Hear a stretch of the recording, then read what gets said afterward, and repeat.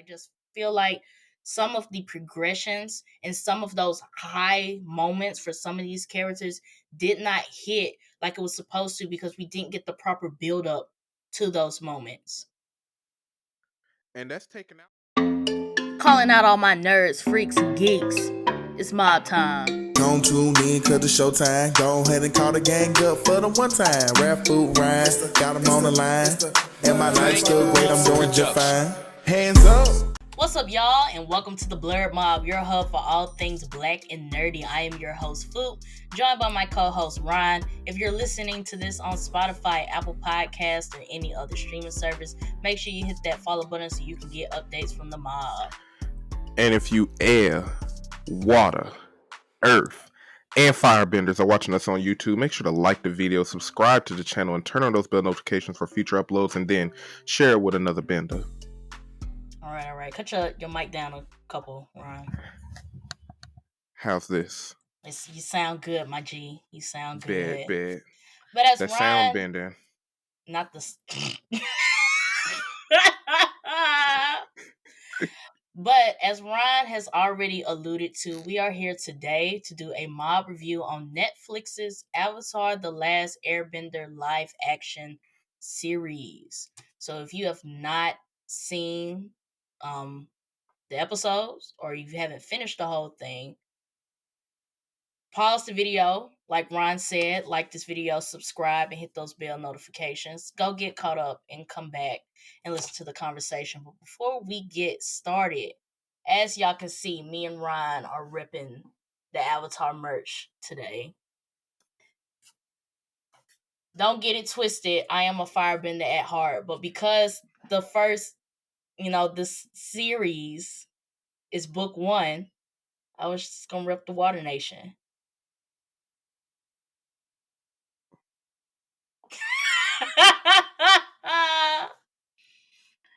So okay. We already talked about this. I don't even know where that jersey is. And the other one I'm saving for a special occasion. How many clothes you got? How many clothes? Yeah. Like you want me to count each piece of clothing that I have? To where you can't find your jersey, yes. I don't know where I sort stuff. You don't sort your summer clothes and your winter clothes. So it's somewhere with my summer clothes. Just somewhere with the summer clothes. So where was that jersey at? That wasn't with the summer clothes? Yeah, this was with the summer clothes, but I found this first. I didn't even see that one. Okay. Or maybe I was like, I'm gonna wear this water one because we talking about book 1 water, and then I forgot about the other one. You going AWOL from the Fire Nation? You? No, you'll go AWOL before I go AWOL. Why? Because I'm selfish. I'm gonna pick the side that's winning, so I'm sticking with the Fire Nation. Nah, if we was in the Fire Nation and you found out that Ozai was on some crazy shit, you would have left. I would have waited. I would have faked my death or something. AWOL is what I just said. No, I would have been KIA'd. I would have been KIA'd on paper. Until somebody see you. We seen him in the Earth Kingdom. Because you know what was the story behind that dude who Aang originally went to for firebending training, and he happened to be in a White Lotus. Yeah, with the candles and stuff. I don't remember why he defected. I would have been like him after going to war or something. Go hiding out. Where was he hiding? Was they in the Earth Kingdom when they found him? That was book 2, I think, right? That was book 1. It was? Yeah, because that's when he firebended for the first time. You remember he hurt Katara, and that's by accident. And that's when she learned that she could heal. Mm-hmm. That was season 1, and then he just stopped firebending until he got to season 3. Oh, they missed a lot of stuff in this live action. But we gonna get into it. We gonna get into it. It's just, I don't know. I would say that this was one of the most anticipated series for Netflix for 2024 for multiple reasons. And even though the series dropped, that was February 22nd, the discourse on the show is still happening on Twitter, TikTok, Instagram. Like, Netflix did their job. on causing the discourse and running up the commotion. They did their job. Had old Avatar fans coming out the woodworks for this one. That's what I'm saying. Like, the discourse has been crazy, but we're gonna get into it. But like I said before, because we're gonna go ahead and hop straight into this review. If you have not finished watching Netflix's Avatar: The Last Airbender series, pause the video, go get caught up, and come back, because we are about to get into it. Ryan's going to be coming from the perspective of watching the live action as well as the animated series. I'm more involved as live action, animated series. I've read the comics coming after the animated series and read some of the novels.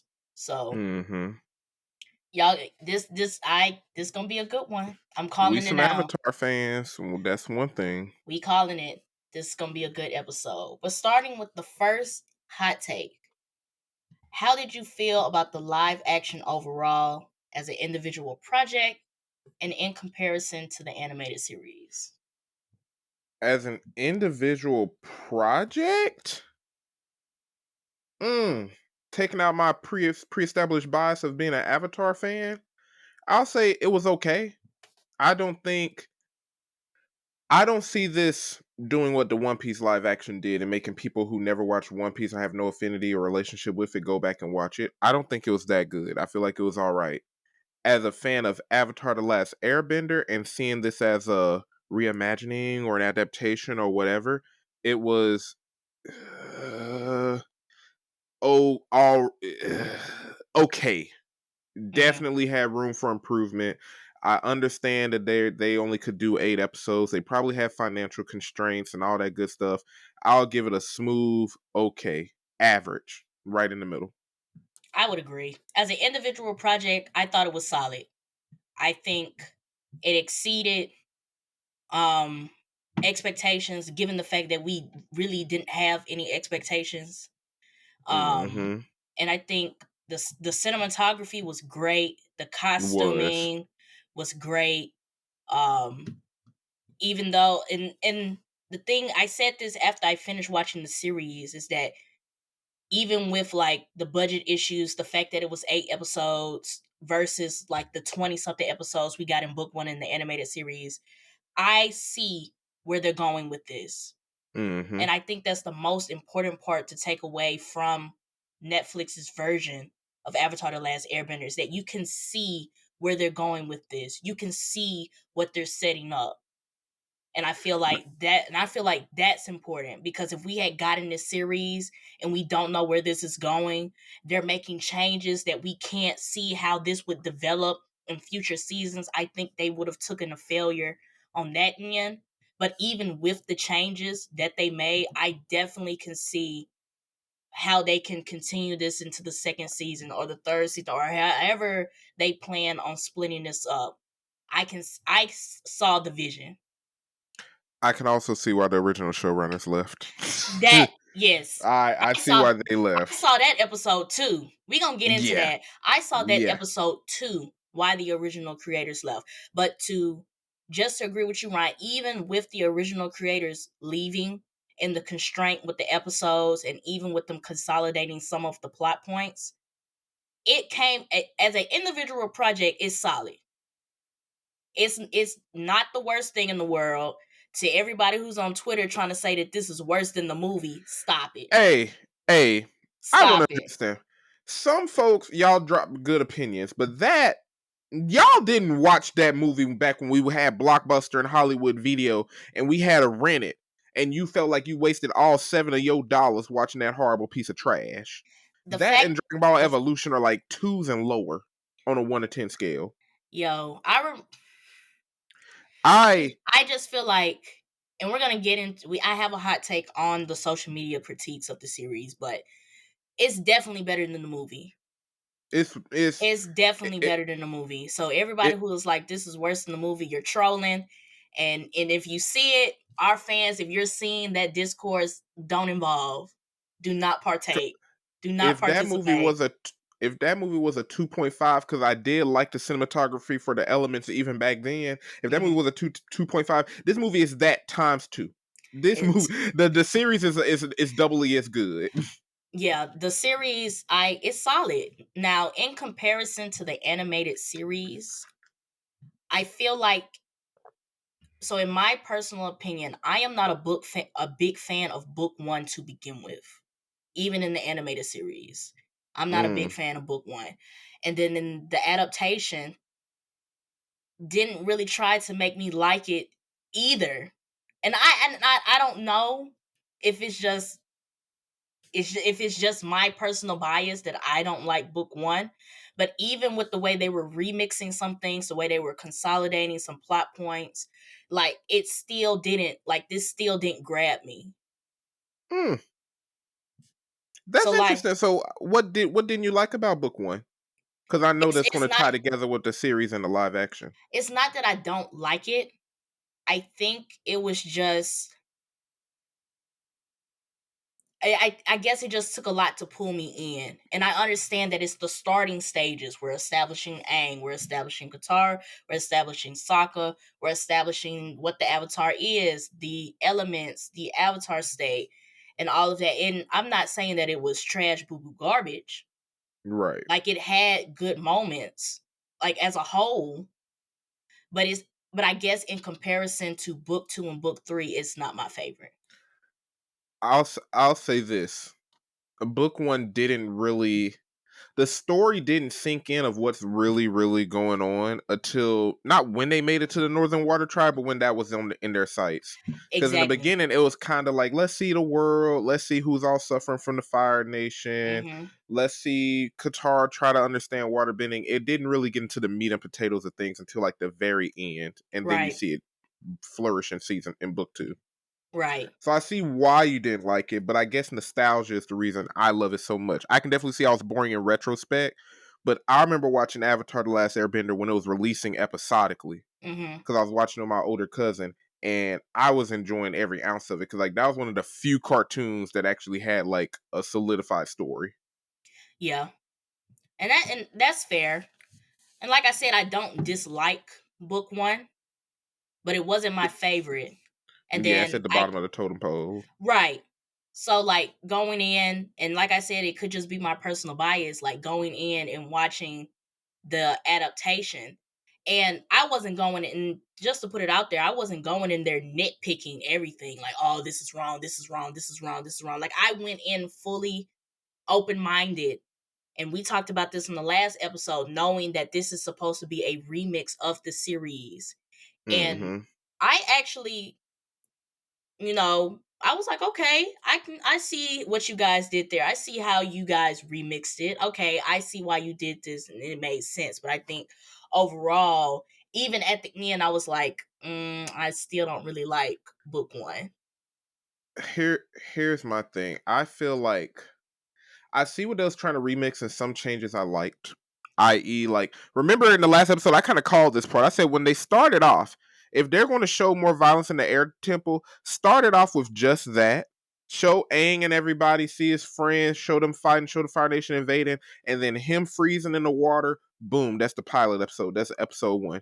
Mm-hmm. They did that in the first half, Yeah, and I wasn't mad at it. I That's what called it. honestly. I called Mm-hmm. it a long time, like a couple months ago. That was a statement from the showrunner saying that they were going to include a bit more violent aspects into the series. And I called it and I said they're about to show the Air Nation getting murked in the first episode. And honestly, they truly did a good job at it. Even depicting airbending. I feel like they did a good job because air is only visible because of the dust. But you ever notice how, like, when they show the airbending when there wasn't much dust, you could see, like, what's the word? Perforations in the air, like vibrations, like Yeah, distortions in the air. That's what I'm trying to say. yeah. They really did a good job depicting that. And that's what I was worried about, it, honestly. Because you I can't just put dust everywhere. That's true. I really, out of the 8 episodes, the first episode and episode 6 are my favorite. And the first episode is because it's because I hate to say it, that fight on the Northern Air Temple, nasty work. Mm-hmm. Nasty. It really showed you, and I really appreciate them showing, like, the Air Nation ain't no hoes. Like they may be air nomads, and they might, preach peace and prosperity, But they'll and protect but themselves. they ain't no hoes. Like they got down with them firebenders, and that's with them being juiced up on Sozin's Comet. And you know what's funny? That's what's so funny about the trailer, because I'll give them this. Remember when the trailer came out and they actually showed that scene from the Northern Air Temple? I thought they were like shooting fireballs and meteors, because you know they juiced up, like they just shooting giant fireballs. No, them dudes were flying through the air looking like meteors, and that was cool. I had to give it to them. The best thing about this live action series was episode 1. Truly. Yeah, episode, and that's where I was like, okay, this is solid. Like it's the beginning, because the turn that they took on the beginning and showing that and really like grasping like the conflict that we're about to go through for the rest of the series. Exactly. That was that moment. Was like really putting it into perspective that the Fire Nation really showed up and was like, "Oh, y'all gotta go." Burnt everybody. And the So little twist about how, we was going to attack the other nations. You had that earthbender running around. yeah, Oh my gosh, we got a plan ahead. Like, honestly, those twists, episode 1, if they maintained that throughout the series, it would be top tier. But they only really did that in episode 1, if we're being, with the Iroh and Zuko episodes, we're going to get into that. yeah. Episode 1 was the pinnacle of this live action adaptation. And I love the way it's started, because it doesn't even start with the Air Nation. It starts with them trying to catch that Earth Nation dude. Mm-hmm. And it just really shows you how like these folks was really at war. Like in the animated series, we kind of get the flashbacks through like Roku. I think we only get the flashbacks through Roku with like telling Aang what's up. Yeah, And like from Qatar's perspective and everything, but like being like this first episode really threw us into it without any of the main characters. Like you get Sozin, Gyatso, and Aang, but then Aang dips out. But like we really get all of these other elements put together to really set the scene that Sozin wasn't playing with y'all. That scene where Gyatso was trying to defend them kids, and Sozin walked in, and Gyatso like airbended, but then Sozin's whole body got covered in flames. I was like, yo, that shit was so cold. What's funny? They really innovated on firebending in this series, because we didn't really see that type of stuff. Like Sozin like just heated up his hand and like touched him, and I'm like, whoa! But I We feel didn't like see that in the series. I liked it. I think a lot of reasons of why in those scenes, in that sequence in particular, the reason why we were seeing stuff that we hadn't seen firebenders do in any of the other installments is because they were juiced up on Sozin's Comet. Think of the stuff that Ozai was doing when Sozin's Comet came back around, when he was on that air blip and was basically burning down forests with his fist. Yeah. I feel like and like how you were saying, I like how creative they got with it, because it is Sozin's Comet. It gave Scorpion from Mortal Kombat vibes. Right. So if we're juiced up on Sozin's Comet, they're coming in for the kill, giving everything we already know about firebenders. How do we enhance that? And that was that. Walking nukes, every single one of them. I was like, when Sozin had walked in, his whole body had went into flames, and I was like, yo, I want to be a firebender so bad. I want to be a firebender so bad. And before we get into the meat and topics, because I want to address the social media folks again, Aang was not flying. The man was hovering down in that first episode. Now, don't get me wrong. I'll say this. Folks was reading too much into it. I understand what it looked like, but come on. Now, don't get me wrong. They could have did that scene a little bit better, like something straight out of a Disney Channel movie, like all mystical and stuff. But he wasn't flying. The man was literally like falling down, gliding, bouncing off himself. Like, that's the nitpick stuff that I'm talking about. That's really like taken away from y'all enjoying the series, because the series isn't bad. You can make some nitpicks, but I don't feel like the nitpicks should stop you from truly enjoying the series. The problems that I have with the series is not even the nitpicks.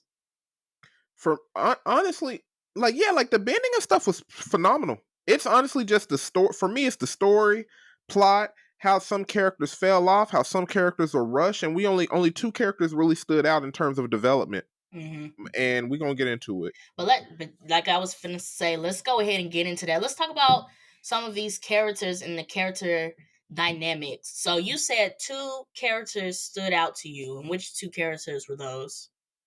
Iroh and Zuko. They were the most top tier characters in this entire series. At first, I was a little taken aback with Zuko's casting. But over time, when I got used to him in his role, I feel like he carried it well. I feel like we got to really see the nuances in Zuko's character. Iroh, I understood that some comedic pieces, same with Sokka, may not transfer well from animation to live action. But Iroh, I feel like they caught the vibe of him being like this lighthearted but still very intelligent and wise uncle slash father figure to Zuko. And just the screen time they got, I feel like they just actually felt like really deep characters. Out of everybody here, I feel like they felt the most true to character, even though it's different story beats occurring in this live action. I agree. I definitely everything that I truly enjoy about this series is the Fire Nation. True. And I really like the chemistry between Zuko and Iroh because you could really feel Zuko like the togetherness, but also like the tension and the differences as well. And what I really like about what they did with Iroh in this series is that they really touched on the fact that Iroh is a war criminal. Exactly. When we get introduced to Iroh in the series, he just seems like this laid back uncle on vacation with his nephew, and he likes tea. And then you learn that he was involved in the siege for Ba Sing Se, but I don't feel like in the animated series anybody really challenged them on it. Like so you were involved in a lot of this stuff. Like he recognizes it, but we don't really emphasize it from anybody else's perspective. Like this is the Dragon of the West. And I really like that in this series when he gets captured by the Earth Nation soldiers. That scene was beautiful, honestly. They were like they really like stuck it to him. Like we don't care if you reformed. We don't care that you need to go find your nephew. Like dog, the soldier that took me was like you killed my brother in Ba Sing Se. Like if you think I'm not finna say nothing about it because you want to go see your nephew, think twice. And it was really like a battle of his mind. Like that scene, like Buddy was really ready to off Iroh, but it also shows how at peace the world was before the Fire Nation did what they had to do. Because most of these other tribes they're not wussies, but they also ain't just overly aggressive. We want to hunt everybody down. Everybody just want to eat, shelter, feed their families, keep it pushing. And that soldier was like, bro, that beautiful kingdom, my what would he say? My brother, my son. It was his brother. It's his brother. Oh, Ron froze. Oh, I disconnected. It was his brother, correct? Yeah, it was his brother. And like that whole scene where he was just ready to kill off Iroh because he just felt that pain, but he also had to do his duty. Like that showed character depth. And it really expressed how much of how complicated of a character Iroh is, because even in the series, he's a complicated character. Yeah. It's like he wants, and I agree, because it's like he wants to teach Zuko on the path to like good, righteousness, choosing your own path. But at the same time, you can't leave Zuko by himself. So you got to do some of this, this shady type of stuff that kind of goes against the morals that you're preaching, because at the same time, you're trying to protect your nephew. Exactly. Like even when he got captured, it's like you could see the remorse in his face and him feeling bad about the things that he did when he was confronted with their Earth Nation soldier. But when Zuko pulled up, he was just like, fuck that. That's enough of that. And he had to do what he was like, I gotta go. Like he did what he had to do. So even then, it's still complex.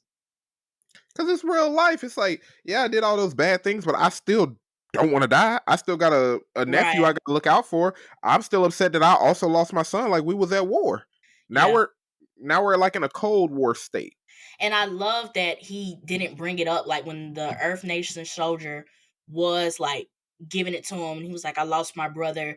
And he said something along the lines of, you don't know how it feels to lose somebody. And I was like, but he does. But Iroh He didn't say does. anything. And what I like about it is that Iroh lets him have it. He lets him spew his anger and let him get out his feelings and doesn't try to go tit for tat. Well, you lost your brother, I lost my son. Like he lets them have it. Mm-hmm. It's almost like he's just a realistic person. Like he's more optimistic now in his old age, but he's realistic and understanding of what the Fire Nation calls and he played a part of it. And that Mm-hmm. really shows his maturity and why he is the perfect guy and father figure for Zuko. Yeah, and let's just talk about Zuko. I love, and this is why I said episode 6 is my second favorite episode of this season, is because I love the way how they explain a bit more of how Zuko got into the situation that he was in. Because from the Mm-hmm. animated series, it was basically Zuko went to the meeting. He didn't like they was talking about. He pulled up to the Agni Kai. Turned out it was Ozai. Got burnt in the eye. Got banished. And and the fact that they tied his crew into it, saying, "Oh, I just wanted to save y'all," I was like, "Wait a minute, that didn't happen in the series, but I like it. But I like that." I like how they played that out, what they added it in there. And I think it was to show that even though Zuko is, like, we know that Zuko has some humanity in him, he's soft per se, but like if this was somebody watching this for the first time, it Mm-hmm. added complexity to Zuko's character. Mm-hmm. Because on the surface, he's this angry little kid who just wants to get the avatar and go back home. And from what we've seen in this first episode, it's like you're the bad guy. We already know how the Fire Nation gets down. But when you see Exactly. his backstory and you see that the reason why he got there is because he wanted to save people to begin with, then it adds a bit of complexity. Then it's like, oh, Zuko's not really a bad guy. He's just been put in a complex situation. And he's still traumatized and still trying to prove himself to his father, so that's why he's yelling at y'all. That's why he's a little overly angry. Like it all tied together. And it really put a lot of emphasis on Ozai as well, because even in the animated series, we don't get a lot of depth with Ozai. He's Mm-hmm. Fire Lord Rain Hell, Ozai mean business. But Mm-hmm. in this series, and I've been seeing, and going from Zuko, and even with them tying in Azula into season 1, I've been seeing a lot of discourse on that. You really see, you get both perspectives of how Ozai's affected both of their childhoods. If we can talk about Azula, do you want to get to Azula now? Come on, what you got to say? I don't appreciate how they did Azula, Okay. but not for the exact reasons that people are tweeting. It's not that they showed her humanity that it made me upset. It's just that they did it too early. Because Azula's humanity was really, really shown. Like, we got bits and pieces of it with her relationship with May and Ty Lee because she still was in her girls' club. You know what I'm saying? Her mean Mm-hmm. girls' club or whatever. But when we got to that beach scene and all those different scenes that came after, that's where we really saw like this ravenous, beastly firebender who could just murk everybody. Oh, she's traumatized. She's hurt. She even somewhat desires companionship and love, but doesn't know how to get it. She got this Mm-hmm. complicated relationship with Zuko, where it's like he's my brother, but in real life, I just want to use him to get to my goals. Like we see how complicated she is in the animated series later. Mm-hmm. By them showing her this soon in season 1, I felt like we missed out as fans. I don't know how they're going to do season 2, but we missing out on seeing this all powerful blue fire bending, can also do a little bit of lightning bending, sociopath psychotic villain antagonist pop up and just strike fear in everybody's hearts. I feel like we missed out on that because they showed her humanity too early. Like, I see what they was trying to do with her character, but I wish they saved that because it didn't make the final scene in the final episode hit that hard where it's like, oh, the person I was working with, the person who did all of this was your sister, Azula. It didn't hit at all. Like, I it didn't I hit would at agree. all. I would agree. I'm I see your side 100%. but I'm also not mad that they showed her in season 1. I feel like there's a my biggest reason of why I feel like they put Azula in season 1 is one, the fact if they continue with the rest of this in 8 episode intervals, we're not going to be able to get that deep dive into Azula that we got in book 3. Like I don't feel like we're going to be able to have that moment and have that time to really break that down if they continue this series in 8 episode intervals. And I feel like if they had waited until season 2, given everything else that goes on in book 2, I feel like it may have been rushed, or it would have been a progression that didn't make sense for her character. Here's the funny thing, though. I would have rather they sacrificed that than let other characters like Katara and all of them fall flat. If Azula, if that's the truth, like if they only get 8 episodes, they don't get the funding and all of that to do like 10 or 12, and Azula could only be this flat, I'm evil for the sake of being evil villain.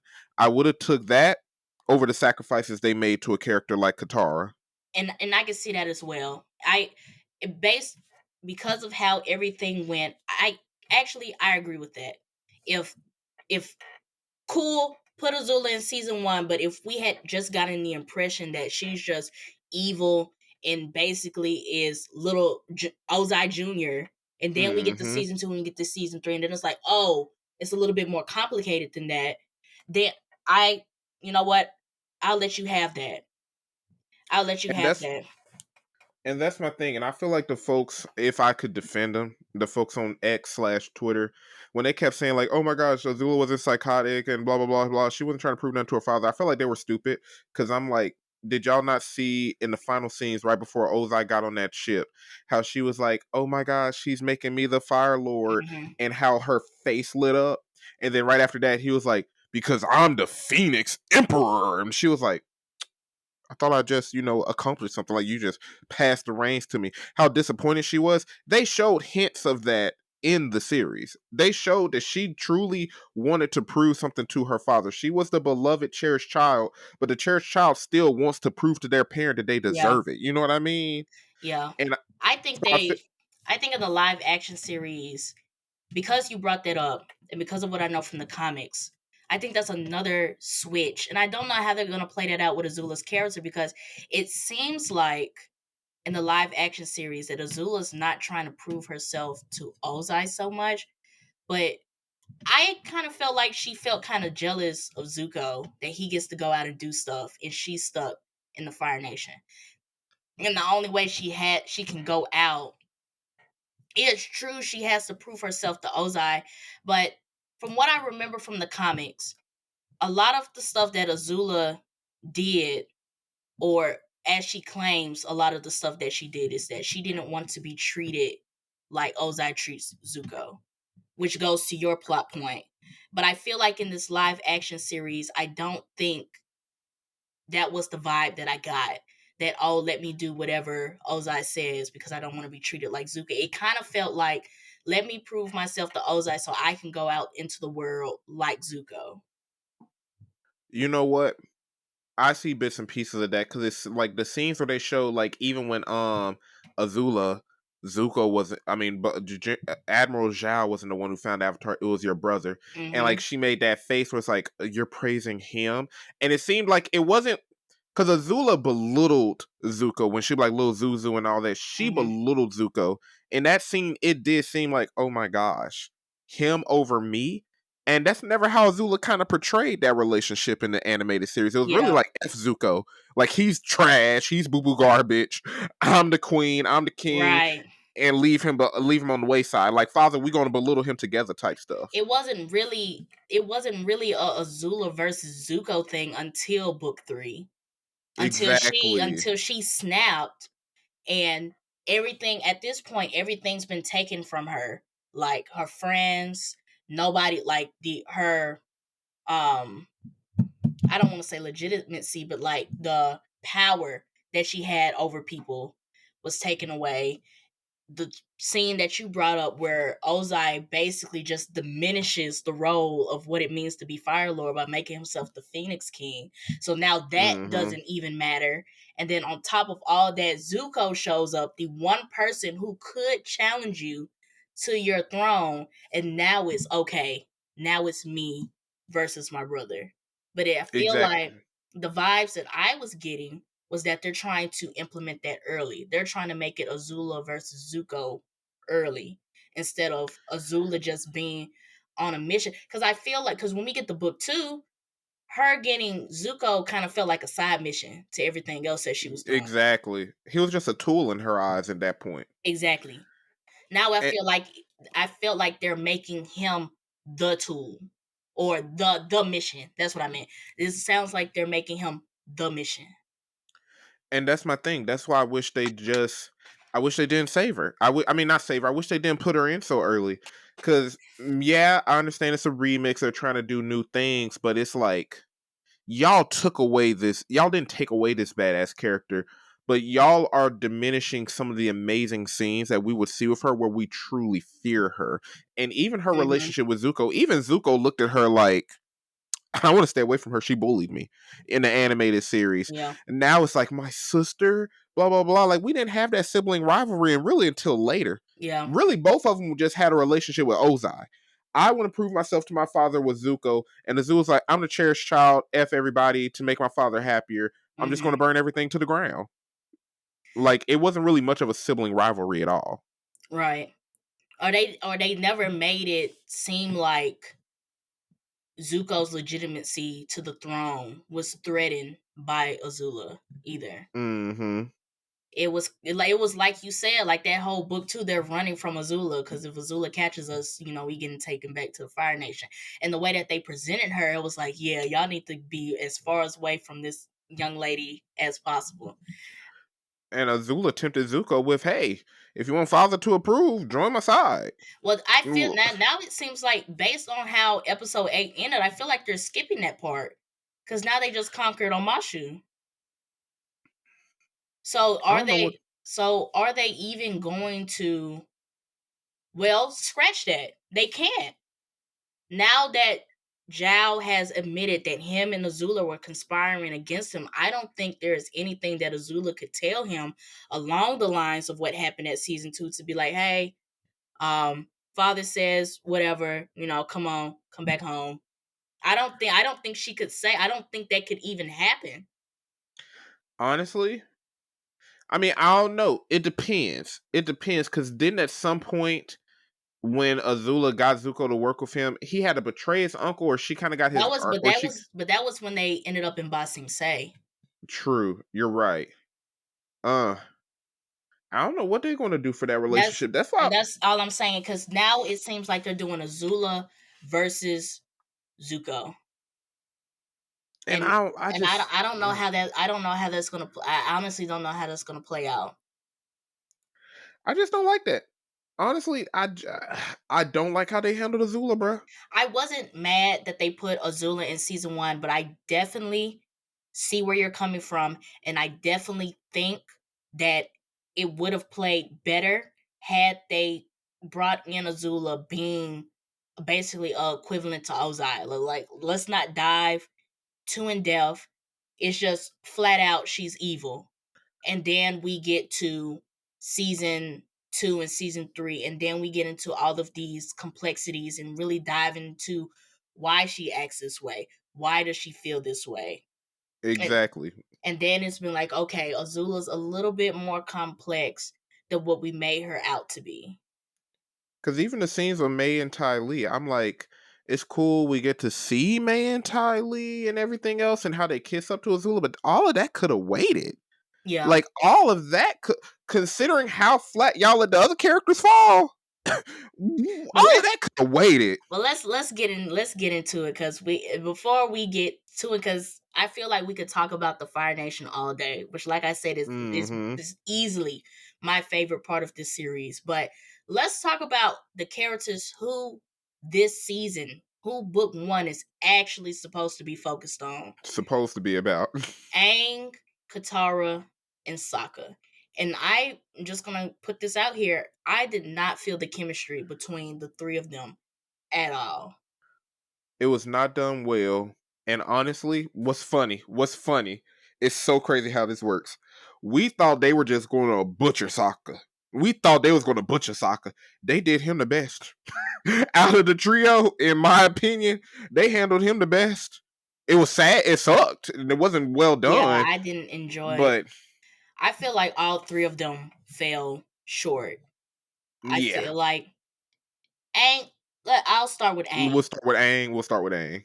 I wasn't too mad on how they did Aang's character. I think what I have an issue with Aang is when you put him beside Katara and Sokka, and the chemistry's not there, and his lightheartedness and his playfulness is not seeping into that dynamic. Like Not at all. Aang by himself, I liked him. He was fine. You put them in the trio, and it's not meshing. But that's the thing. That's kind of key to Aang's character, even in the animated series, is his relationship with Katara and Sokka. Like, that's Katara and Sokka for Aang, alongside Appa and Momo, are what literally anchor him into this world. Mm-hmm. Like, he ran away, lost everybody, and they are his anchors, his reasoning for even moving forward. Him even pursuing his path towards being the avatar that he originally ran from, they were his motivating factors. You know what I mean? Mm-hmm. So when you ruin that relationship, what is Aang's motivation? Oh, he's just this overly wise monk kid? Yeah. And he fell flat. You know what I'm saying? Like, and can I say it? We said it off screen, but can I say it? Say what? That acting sucked. that kid, I get it. He's like, what, 12 in real life, 13 in real life? I get it. It sucked. That man, before the Avatar State birth, you saw his eyes. Bro, come on, bro.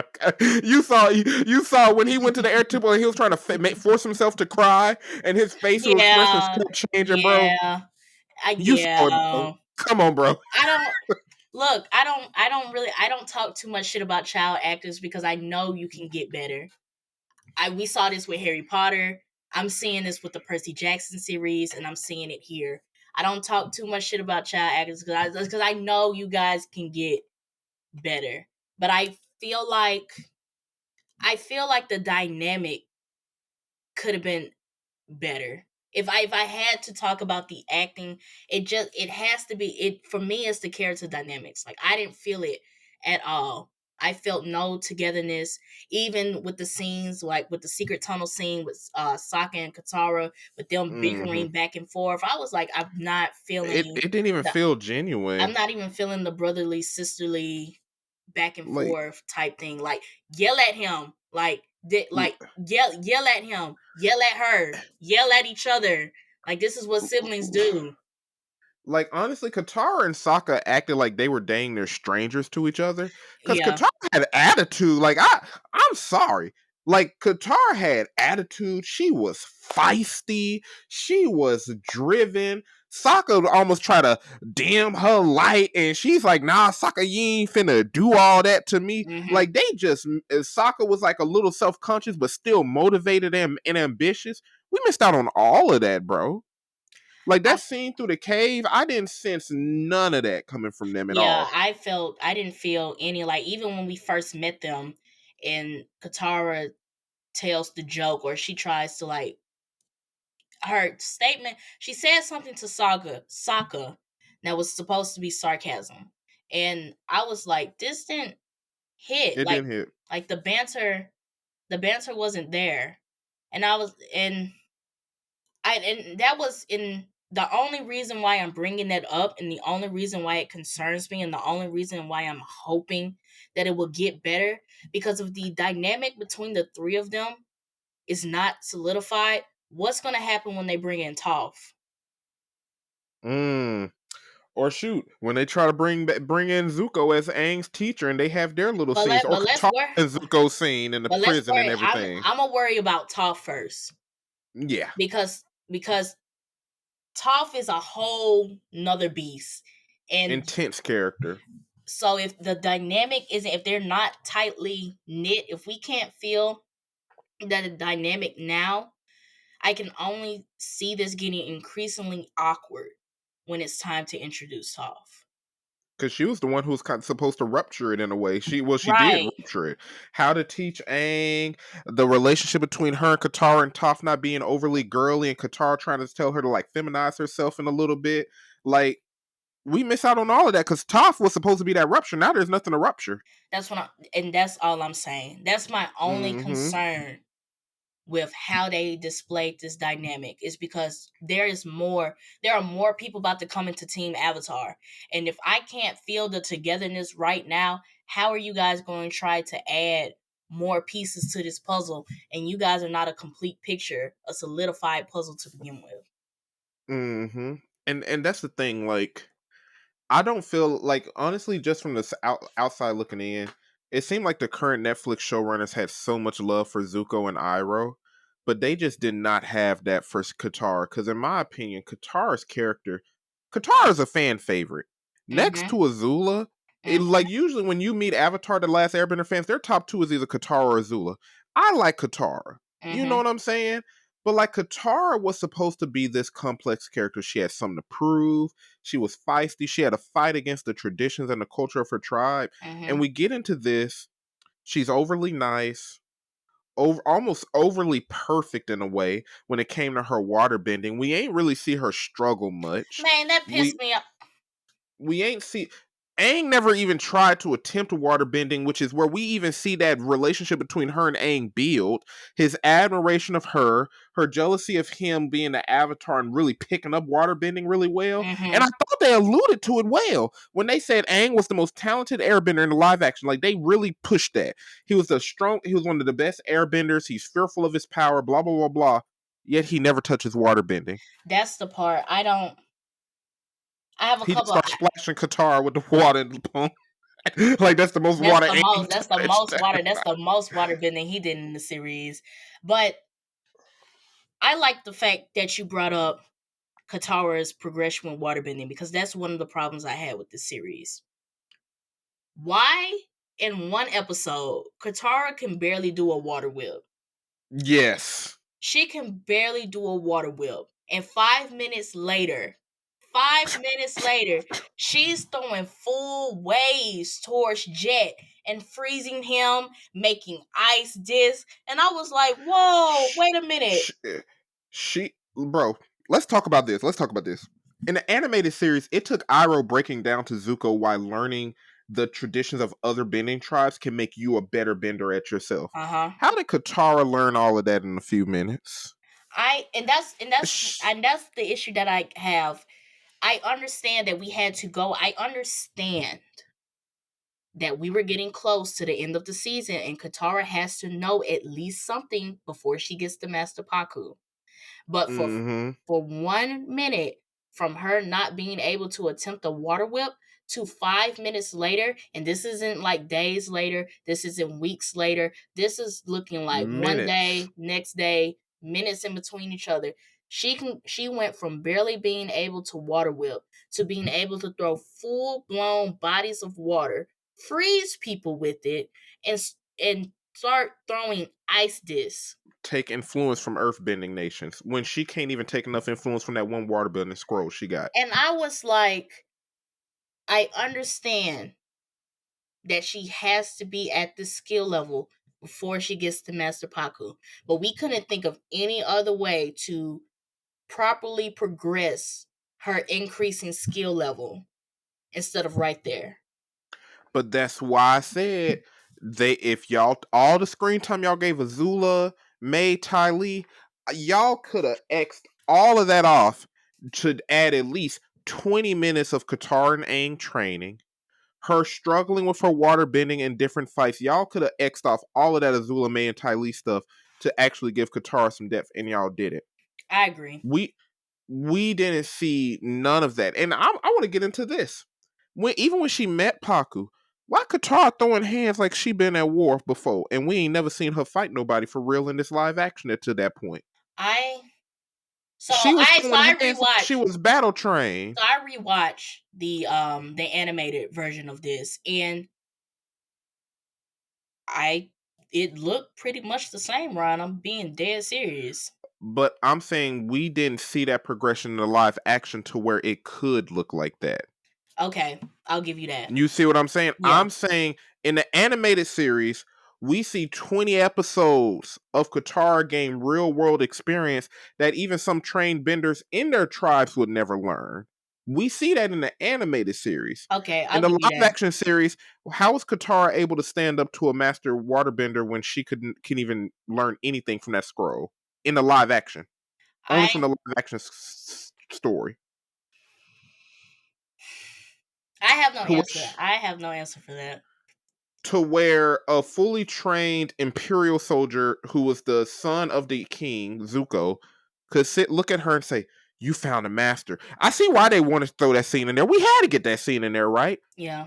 But no, she didn't get a master. We didn't see her train under Paku.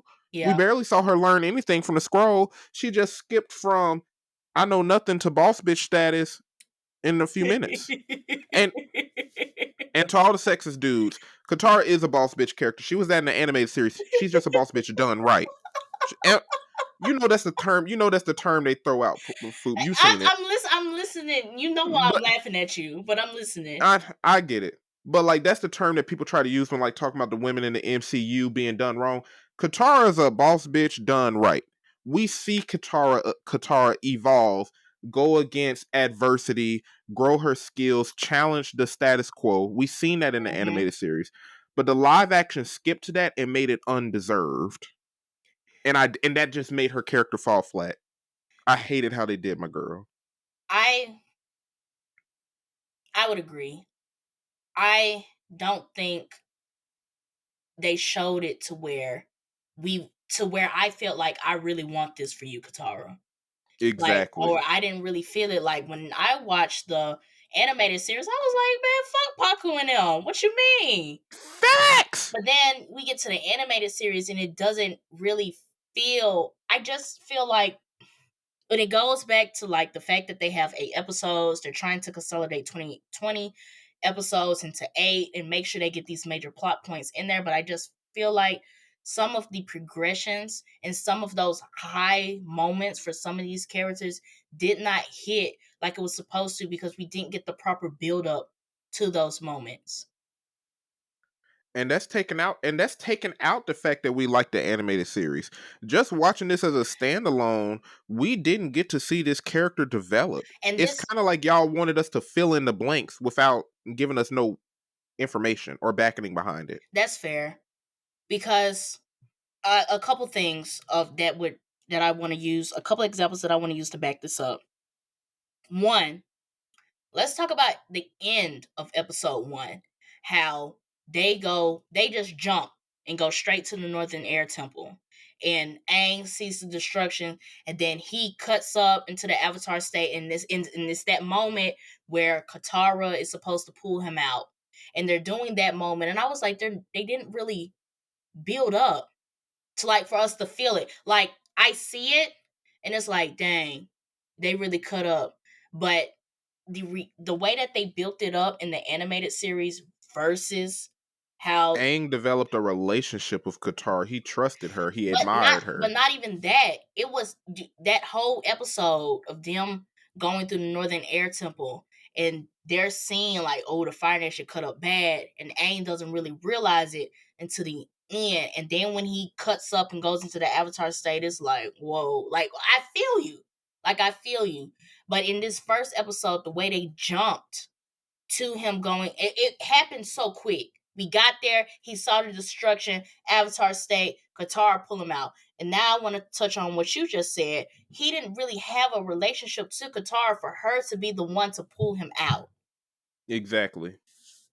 Her hollering Aang, and I was like, y'all just met.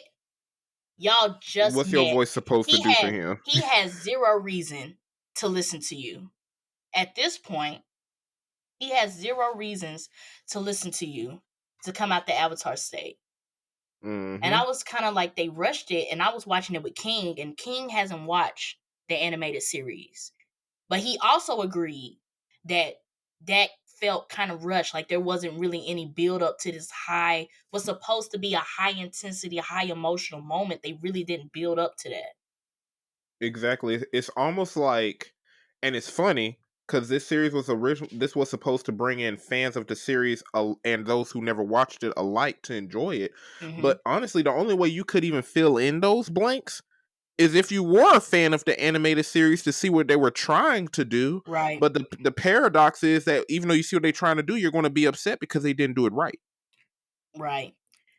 Like, I don't know who some of these scenes were meant for because they just didn't hit. They didn't pull on your heartstrings like they did in the animated series, or how I guess the live action showrunners expected it to. It didn't work. Yeah. And a lot of scenes were like that. My second example, and I hate, and this is gonna go into my biggest complaint about this series. But my biggest complaint also ties into why those moments with Katara when they got to the Northern Water Temple did not, or Northern Water Tribe did not hit like they were supposed to. They took away the journey of book one. In the animated series, book one is, hey, we know there's some water bending masters in the Northern Water Tribe. That's our journey. This is the main mission. Then Zuko gets involved, and all of these people, the complications come with Zuko, General Zhao, and Jet, and all of those other adventures that they go on. But the main mission is get to the Northern Water Tribe and find us a master waterbending master so he can train Aang. Why the fuck did Kyoshi, out of all people, give Aang a vision into the future that the Northern Water Tribe was going to be attacked? Now I have issues with this. Ryan got the rant with his Fire Nation stuff, but now it's my turn. Cause that was trash. Go ahead. Now, I am perfectly, like I said, this series is solid. I'm not mad at the remix that they did, but let's not change lore. And on the basis, the lore should be the same. Because I was talking to my coworker about this, like if we learn like the same methods to how we fix a problem, we may fix it two different ways, but the standards of how we fix that problem is going to be used. So why are we changing the lore? And for everybody who's like, "Food, get to the point. How did they change the lore?" In Avatar lore, you are not supposed to commune with other past incarnations until you commune or talk to the one that came before you. The most recent one. Why the hell is Aang talking to Kyoshi before he talks to Roku? So much so that she takes over his body. So much gives so. him visions and everything else. And when could the Avatar see the future? Because here's my thing: when you're talking, but listen, Hey, get it. Listen, when you talk to your previous incarnation, the way that the Avatar cycle goes, I'm you and you are me. If I don't know the future, how do you know the future? All I can do is give you guidance on my past experiences. That's all I'm saying. If I don't know what's going down, you don't know what's going down. How can you touch my forehead and give me a vision of the future? And now it changes the mission. So let me go back to the first point. Now it changes the mission. The mission isn't get to the Northern Water Tribe so we can find you a waterbending master, because as the Avatar, you are supposed to know all four elements. No, we got to get to the Northern Water Tribe because there's some possible fuck shit going on. So now the whole journey, the whole reasoning for getting there, Katara's conflict with Master Paku and the women healing and the men fighting and going against the gender norms, it's pushed to the side. It's sidelined. And that was the whole point of book one. And that was the whole point. And that was the whole point. So now we're so focused on this mission to stop this fuck shit from happening in the Northern Water Tribe that Aang doesn't learn a lick of water. They gave Yue water bending, and Aang doesn't know anything. And my whole thing is, hold on, keep going, food. how are y'all even going to save the Water Nation when Aang don't want to fight, don't know how to bend, don't even know how to use, didn't even contemplate what the Avatar state even is. He barely even wants to figure out what the Avatar state even truly is. Y'all planted seeds for like, Kyoshi was the master of the Avatar state. Aang showed no interest. He showed no interest in water bending, no interest in Avatar state, but you want to go up to the Northern Water Tribe and save everybody just to walk up there. Hey, so what are you? We're gonna have you on the front lines. I can't bend anything. You ain't even asked to learn how to bend. You ain't even try. You ain't even try to learn the water whip. You could have at least asked Katara to teach you a little water whip or something. My whole thing is Master Paku didn't even volunteer. He's sitting here looking at the Avatar who doesn't know water bending. I'm a master. Oh well. You stand there. I'm gonna go discuss something with my homeboy. No, my nigga, get down there in the training halls and fight. Put on your bootstraps. Let's get on the field and learn how to fight. And this is why I feel like they just didn't have enough time. But I'm gonna get to that too, because there's another plot point that we're missing that they did earlier, and I called it, and I was like, they're doing this now because they're not gonna have time to do it later, and I was right. But going back to the Avatar lore, that's something I just feel like whether this is a remix, the second version, part 2, you don't change the lore. There was no reason for you guys to have Aang talk to Kyoshi before he talks to Roku. Everything that Aang learned from Kyoshi should have been learned from Roku, because that's how the lore goes. That's how the Avatar cycle goes. Now, if they wanted to continue the series, which they did, and after he talks to Roku, he talks to Kyoshi, and after he talks to Kyoshi, he talks to Karuk, it would have been fine, because that's how it's supposed to go. That's not exactly how it went in the animated series, but at least you guys stuck to the standards and stuck to the lore that he at least had to talk to Roku before he talked to everybody else. Why are we talking to Kyoshi? And Kyoshi gave him the full rundown, and I was like, yo, no. And basically butchered the scene of when he did meet Roku. Basically butchered that entire scene. It didn't hit. It did not hit. Like, I understand even the fact that they try to merge the stuff of them going against the spirits and that spirit. Okay, they made the spirit look cool.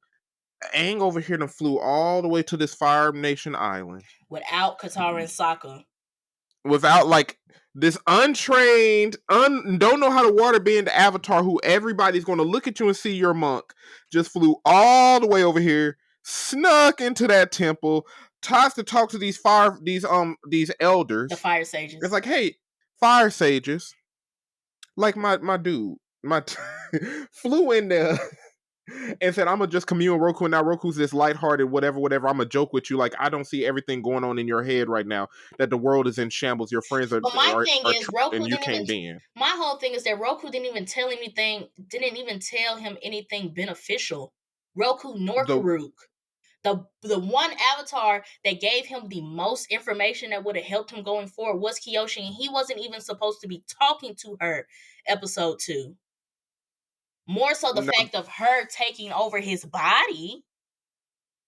And that's the thing. I don't know if they just love Kyoshi. I don't know if it was like some girl power thing. I don't know what they try to do with Kyoshi. I want to know what the emphasis on Kyoshi was, because not only did she just pop out in episode 2, they had her do the intro to the series, and I was like, Kyoshi? What's the emphasis on Kyoshi? Look, I hate to support the little misogynist on X and Twitter, but that's where they got some ammo. That's the one thing that they got some ammo on, saying that they was trying to throw Kyoshi in front of everybody. That's the one thing they get ammo on. Because I don't have, there's no other proof, there's no other reasoning as to why they even did that. Because the Kyoshi warriors were supposed to be that badass moment that we got. Yeah, from Kyoshi. I feel like they took that away from them by throwing Kyoshi in that episode. They did. Like, we were supposed to see how strong Suki and all of them is. And they definitely took that away from all of them by throwing Kyoshi in there. I understand that they're trying to demonstrate the Avatar state, but he could have learned that from Roku. I just don't understand why it had to be Kyoshi. I understand we're on Kyoshi Island, but like now you're playing with the lore. Like, Because and didn't then they take that entire? Remind me, and I ain't trying to interrupt. Didn't they even take that scene from Roku? Because isn't that what Roku did? Wasn't in the yes, animated series Roku was the one who yes, said, "I'm gonna help you out because these folks yes, are out here." You see yes, this blue spirit overcome, and all the sages are like, "Roku, Avatar Roku from the yeah, past," yeah. and they gave it to Kyoshi for no reason. I For don't. I have no idea. nation soldiers, I have no idea what was the untrained soldiers. And my whole thing is that I'm very confused on what the showrunners actually understand of Avatar lore. Because in the beginning of the series, Gyatso explains to Aang, like, here's the Avatar cycle. The fire one is gone. Now it's air. You are the Avatar. We Mm-hmm. get to episode 2. We get on Kyoshi Island. Aang's like, I need to talk to Kyoshi and figure out what her powers are. I said, powers? Her powers are your powers. What are you talking? I was like, what are you talking about? I was like, okay, so what does he know and what doesn't he know about the Avatar state? Because I felt like in episode 1, he knew what the Avatar was. That was the whole reason he ran away, because he said he didn't want that power. And then we get to episode 2, and he's talking to Katara, and he was like, I need to talk to Kyoshi, understand what her powers is. And I was like, what are you talking about? And how are you going to say you want her power, yet later on in the live action series they keep on emphasizing how you were scared of your own powers, but now you're seeking out Kyoshi, this warmonger? It contradicts. My only counterpoint would be to, he doesn't know too much about Kyoshi, because even in the animated series they didn't know too much about Kyoshi. That whole episode when they were trying to defend Kyoshi, like, oh, Kyoshi didn't do that, the Avatars are good people, and then Kyoshi showed up and was like, nah, I killed that dude. Now that would be my counter argument, that he just didn't know what was up with Kyoshi, and that's fine, because he didn't know what was up with Kyoshi in the animated series until she showed up and told him what's up. Sure. So that would be but my whole thing is that, how do you not, like, it was very confusing to me on what Aang understood his role was as the Avatar and what he didn't understand. Because how do you understand the cycle and you understand all of the Avatars been all 4 elements, but then we get to episode 2 and you don't know what powers Kyoshi has. Y'all have the same thing. Like, I can understand. I would understand it more if they changed the line to, I need to understand what the Avatar state is, what this blue light thing that I do. But he Because said, we did see him experience it in the Northern Air Temple. We did see that. right. So it would have been cool if he was like, okay, what is this? How can I control that to be strong? But he said powers, plural. Avatar state is one power. What powers are you talking about? And let's throw him a bone. Let's say the powers are the ability to bend all 4 elements. Okay, why aren't you learning it with Katara? But how would you not know that? How would you not know that? I'm just saying. Let's just say he's stupid. Let's just even say that it don't make sense. He can't be that. I just. But that's what I'm agreeing with you with. I'm agreeing with you on the fact that it doesn't make sense because you didn't even try to learn any of the other powers anyway. The powers that's sitting right there in front of you, you ain't even try to learn it. So what were you doing here?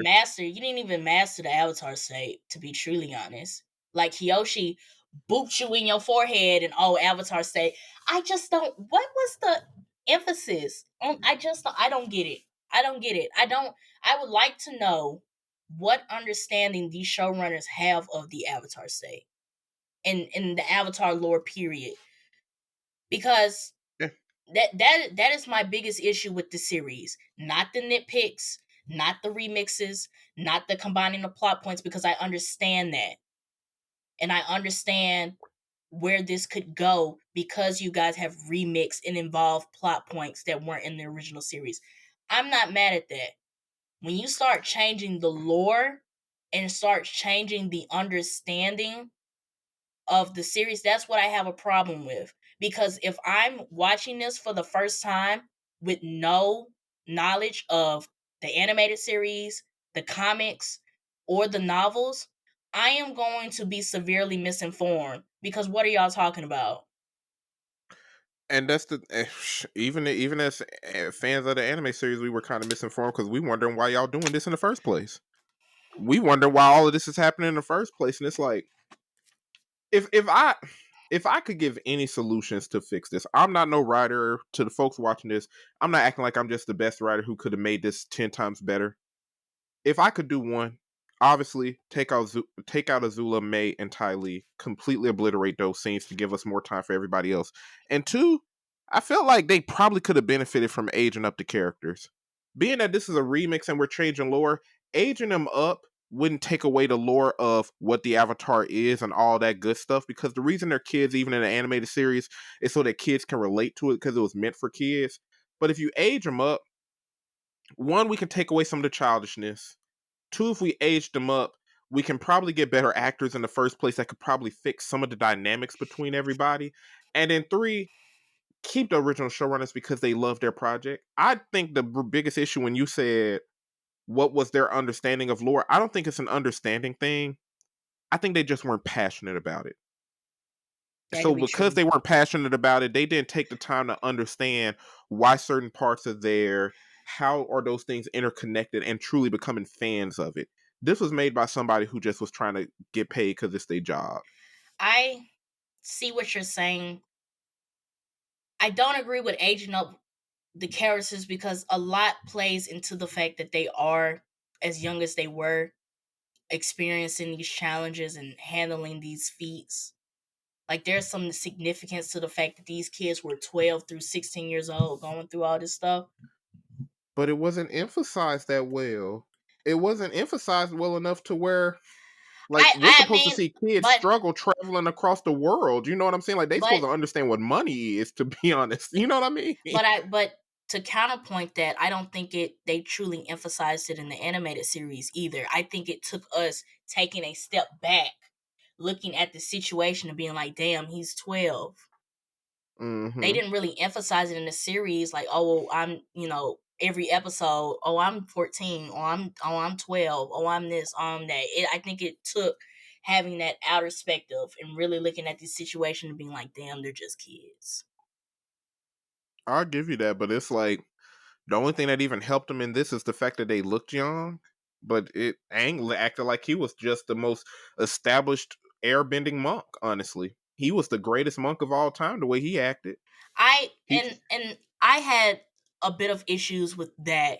Like they showed that he's a powerful bender, which Aang is, but I feel like at some points he was a bit too serious. Like he mm-hmm. was, and I'm not saying that that's a bad thing given like everything that was going on, but he just like, man, strap up, let's suit up, let's go. Appa, let's ride. And I was like, whoa, wait a minute. Like he's like and I'm looking at it like he's 12. Like, why are you so serious right now? And that's the thing. I was talking to somebody about that as well, and they was like, they took away a lot of the lightheartedness and the humor from the series when adapting into live action. And some stuff I understood just couldn't work. I Mm-hmm. noticed some scenes with Iroh, I know some scenes with Sokka just couldn't work, but they took away even Sokka's lightheartedness. Like Aang, it didn't feel like he was a 12-year-old having fun, or a 12-year-old trying to have fun and run away from his destiny. We Mm-hmm. didn't really get much of that at all. It's almost like they jumped straight into that scene when he was on the lion turtle Mm-hmm. and he knew his destiny, but he wanted to be a peace bringer, not a violence. He didn't want to be a killer. Mm-hmm. They kind of skipped all the way to that in season one. And season one was supposed to be that source of discovery for Aang. Yeah. You know what I mean? They took away Sokka's lightheartedness, and he was kind of just, Mister, I can get a girl in 2 minutes, dude. Same. And like, I didn't even want to get it. Like, I think that was just obviously bad. I don't even think we got to talk about that. It was just No. obviously bad. No. But like, they just messed it up. The lightheartedness, they didn't tackle that, and I felt like because they didn't tackle that, that's why I made the concern. Well, the gave the opinion that maybe they could have aged them up because we didn't I benefit from it. I see that. And I'll say this. I see it from your side and I see it from my side. Mm-hmm. And I think I and I feel like another reason of why it felt like so serious. It's just going back to that statement that they said they were trying to appeal to Game of Thrones fans. And when it gets to the adult heavy stuff, like the genocide on the Air Nation, even when The violence looked great. even when Kyoshi showed up, like those parts were hitting. Like the scenes with Ozai, when it was adult focus, they had it. But when it Every time. came down to the emotion and the challenges for the younger cast, that's where stuff started feeling off, and I couldn't really attach to it. And it could just be on the fact that we're trying to make this look like Game of Thrones, but even though in the books some of these characters are younger than what they look like in the live action, we're going in with the impression, looking at all of these live action characters, like, y'all grown. Like the youngest characters we see in Game of Thrones season 1 is Bran, Arya, Sansa, and Joffrey. 4 out of the 30 plus characters we even see in the first season. Exactly. And that's why I agree, and I saw that you agreed with it, that TikTok that I sent you, where it seemed like the showrunners for this live action really wanted to make a Kyoshi series. I think they just want, like that's what they were truly passionate about. I don't know. I feel like, sure, maybe they wanted to make a Kyoshi, but I feel like they wanted to make something a little gruff. And I feel like the gruff stuff is coming. But I feel like with book 1, I feel like with something like Avatar: The Last Airbender, you have to par for the course. And book 1 is not as gruff and not as heavy and not as serious as book 2 and book 3 is. But that's not saying that the series can't get there. We know that it's coming. And I feel like you're placing a bit too much emphasis and the seriousness on some stuff that could just wait. Yeah, 100%. So, like, I don't know, man. Them changing the lore really just pissed me off. Which goes into our next hot take. Would you recommend this series to someone who knows nothing about Avatar: The Last Airbender? Nothing. No, and I haven't yet. Nope. Here's the proof. Here's proof in the pudding. I recommended the One Piece live action to you and Galvin and everybody. Yeah, I was gonna bring that up in my answer. I recommended that to everybody because I couldn't complain about it. I truly could not complain about it. It was well done. But this, I couldn't recommend this to nobody. I couldn't recommend it to anybody. Nobody even asked me about it, and I'm glad nobody did. Yeah. Like I said at the beginning of this episode, the adaptation is not bad. It's solid. It's okay. But to introduce it to somebody who has no knowledge of Avatar: The Last Airbender, I wouldn't. Because they've changed some things, they've remixed some things, and just going back to the lore thing, that you would come out this series and be misinformed on where they were pulling some of these elements from. And I would hate for somebody to walk up to me and be like, oh, avatars can see the future, because I'm going to be like, no, sweetie. Ooh, you're going to rant. You're going to go on I'm not going to rant. I'm just going to properly educate my fellow peer and be like, let me tell you about this great animated series called Avatar: The Last Airbender. And a great follow-up series that, keep in mind, they didn't know they was going to get 3-4 seasons. Yeah. Legend of Korra. So, like, I feel like, sure, you can watch it. I would say this. Watch it. It's solid. But if you're watching it with the intention to learn more about the Avatar: The Last Airbender franchise, not saying don't watch it, but don't watch it first. This is not the series you should start with if your intention is to learn more about the Avatar: The Last Airbender franchise, the lore, the characters, etc. It depends on why you watch shows. Like, folks like us, some shows we know we're just watching them because they lighthearted or whatever. But if you want a good story, a story that tells has deep characters, deep lore, and everything else, I wouldn't recommend this to you.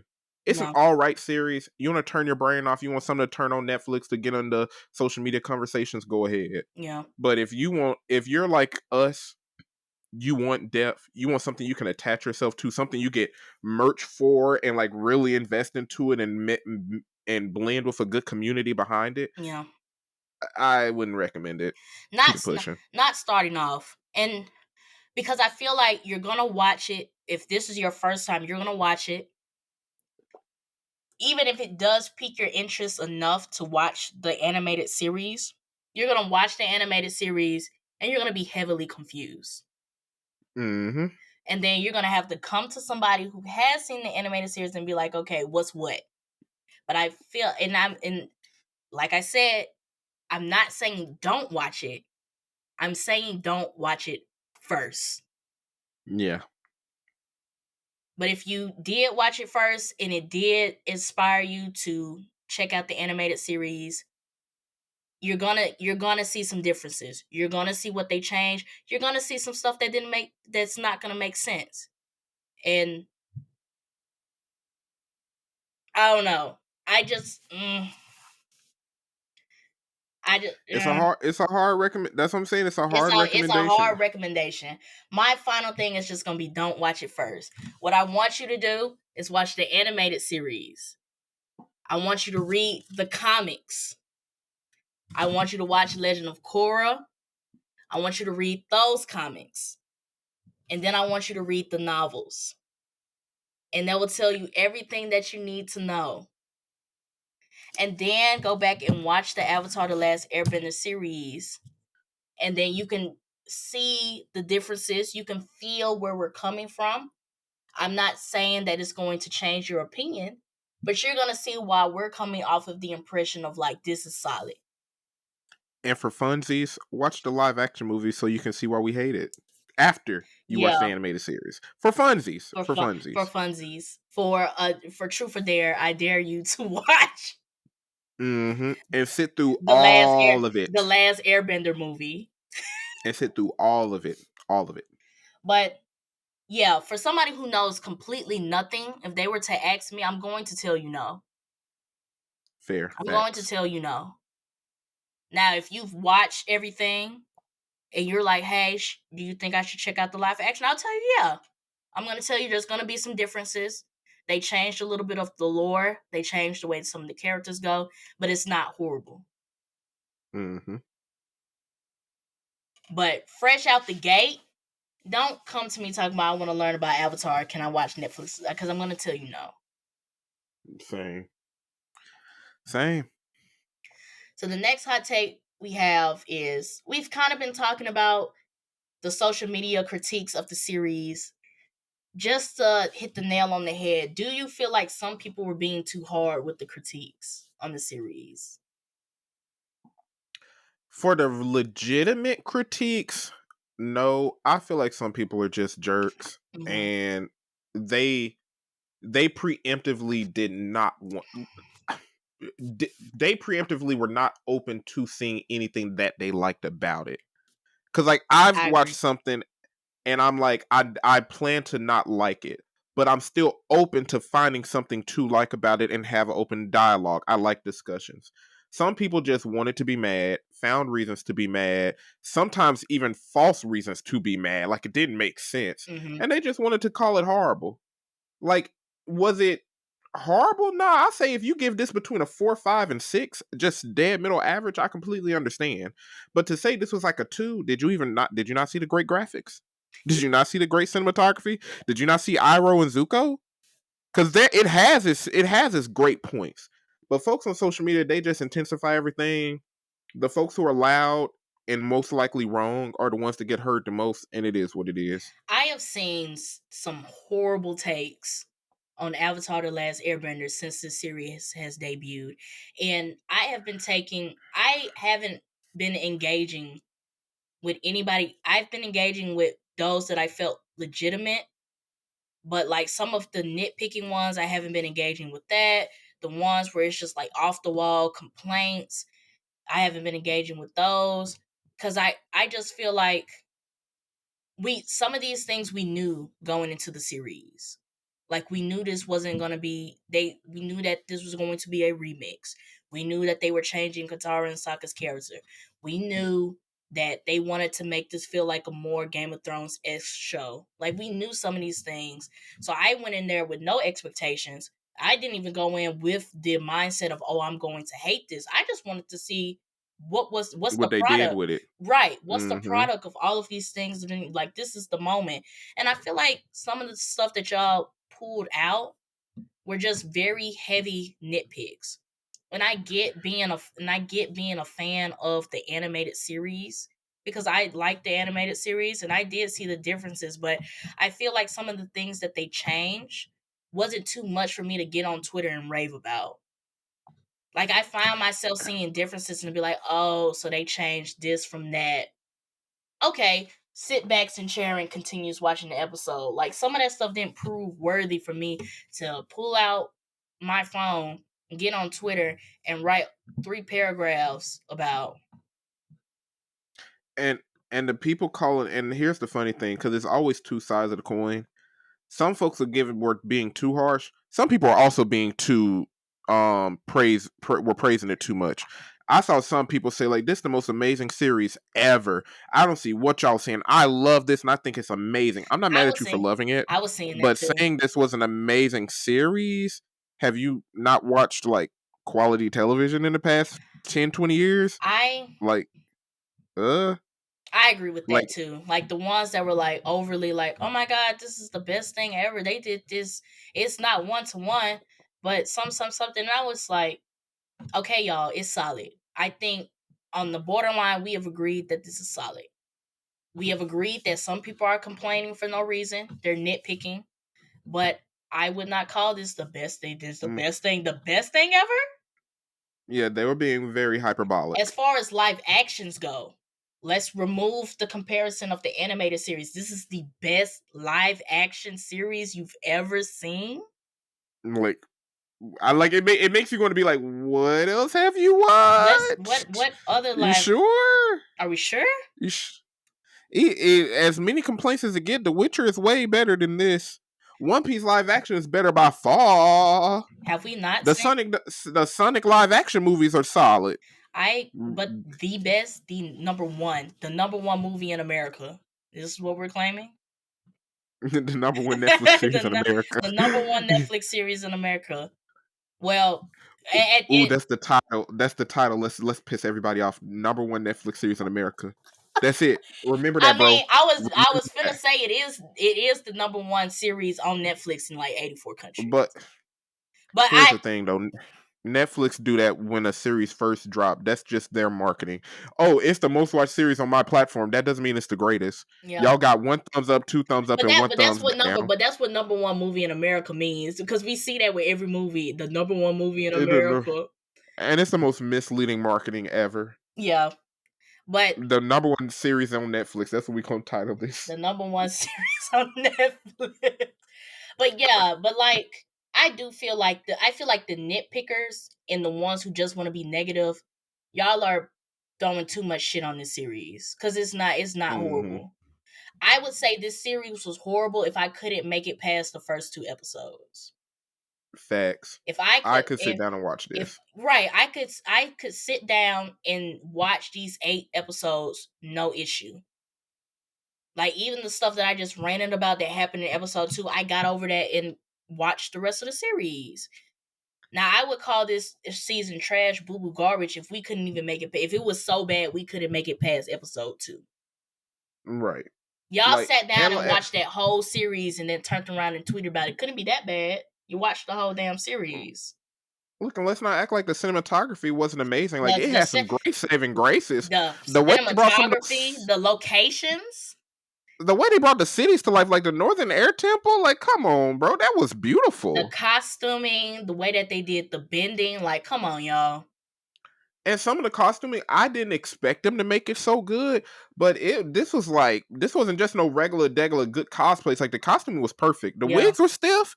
I'll give them that. The wigs were stiff, but everything looked great. Hey, Yue's wig. I was like, what they got? What they And put on they the put wig? some gorilla glue on her wig. My favorite wig moment is when Katara is fighting Paku and her braid just magically turns into freeform hair. I rewind that scene like 3 times. I said, Galvin, look at this. How her one braid turned poof. Woo, poof. I was like, now come on, y'all. Y'all be for real. I ain't gonna say it. I ain't gonna say it. Whoever handled that scene, they weren't, they ain't have no color to I them. was like, her one braid turned poof. I was like, I'm thinking we're gonna get a natural progression. That she's fighting so hard against Paku, just her hair's just like it's just naturally coming out of the braid. We get one little scene with a poof in its braid. Poof. I was like, what? Master Paco was throwing that water. I guess so. So the last thing I want to talk about, and we're gonna end the episode. So if you didn't think this is getting a season 2, I bet you I'm calling it. It was already set in stone. Netflix don't even have to tell us. This is getting a season 2. It got too many views. It got too much hype. Views. It caused too much discourse. Like we said, at the moment of debut, it was number 1 in 84 countries. If you think that this series, despite everything we just discussed, despite how you feel about it, is not getting a season 2, think again. And that's the thing with folks. Like, y'all need to learn y'all lesson. If y'all really don't like something, hate watching it ain't going to help. Yeah. Hate watching it is not going to help. You want to know what happened in Yu Yu Hakusho? Have you heard anything about it? No. We talked about this in our last episode. We heard nothing. And guess what? You think it's getting a season 2? Probably not. One Piece. The One Piece got live action got renewed for a second season. I think like the first week it was out. Exactly. And we raved about it, happy about it. But this is definitely getting a season 2. And I'm not mad. I genuinely, honestly want to see what they're going to do next with this series. With all of the changes, everything that they mixed together and pulled in and changed, I am honestly ready and curious to see on what they get from season 2. And what I want to see, I want to see some better chemistry between Katara, Aang, and Sokka. Because when Toph comes in, it's going to be a mess if y'all don't get it together. Second thing I want to see is this is the Azula season. This is the introduction to Azula. And they've ended it with her taking over Omashu. So now, y'all really got to put y'all foot on the floor. Y'all was giving us these little scenes with Azula. Y'all really got to put y'all foot on the floor with this Azula stuff. Come season 2. And the hand-to-hand combat so far has been solid. The bending was perfect. The hand-to-hand combat was solid. But they got to get into it. I was just about to say that. Throwing these bows, when Ty Lee started throwing bows, you got to get it somersaults and flips before even throwing a punch. Y'all gotta hit. Y'all got to get it together. Because May and Ty Lee really shine season 2. Like the fight choreography so far has been solid, but y'all need to get the best choreographers in there for that. The hand-to-hand has, and here's my reason of why the hand-to-hand, why Ty Lee and May have to be on point. Azula, a fire-bending prodigy. A fire-bending prodigy to the point her fire turned blue, chose 2 non-benders to be her left and right. For good reason. That has to mean something, and season 2 has to show you that it means something. This is also the Ba Sing Se season. We have to get it together. Yeah. We have to get it together. I'm going to be watching for all of those reasons. Because I'm going to watch for the mob review. I'm going to watch for the mob review. But like, in all, I have mixed feelings about this series, but my overall opinion is that it's not the worst thing ever. Yeah. And obviously, I enjoyed it a little bit less because I'm such a fan of the animated series, but it's an average series. It's not Velma. It's not some of these other series that we like to dogpile on.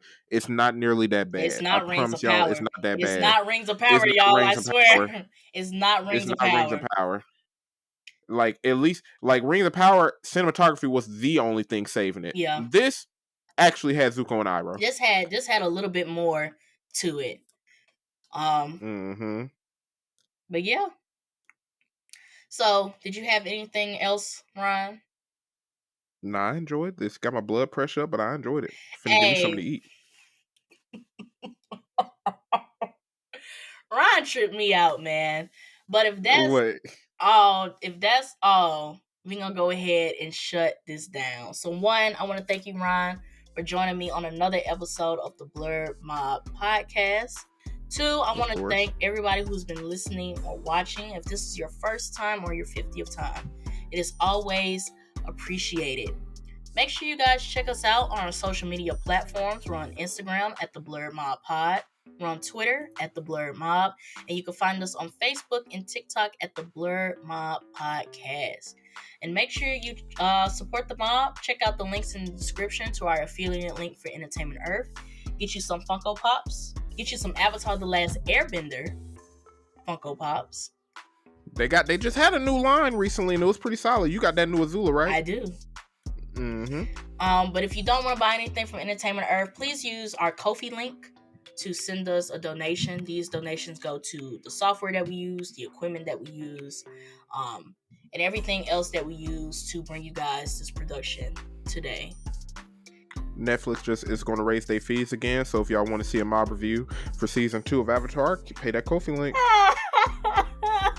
They died. You saw that announcement. They took away the password sharing and they opened the prices again. Look, bro, that's crazy. They gonna snatch that money. It's for the budget. They're trying to fund the budget for Avatar: The Last Airbender season 2. So they hopefully, I will say this, hopefully, because of everything that went up with the series, that they get enough of a budget to at least do 10 episodes. Yeah. 10 episodes would do book 2 perfectly. Yeah. If we stick to the hour length episodes, 10 episodes, perfect.